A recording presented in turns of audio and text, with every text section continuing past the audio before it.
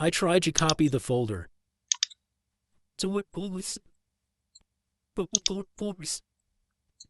But it's not working. Let's see how to fix it.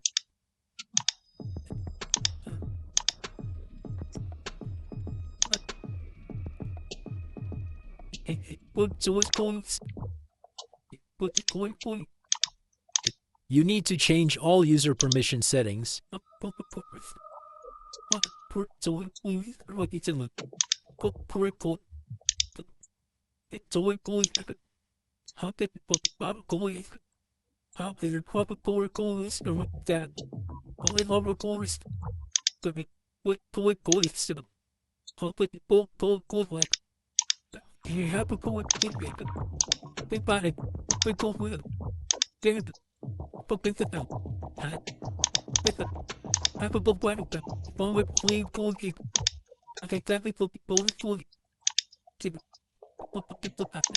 After changing user permission settings, then it works.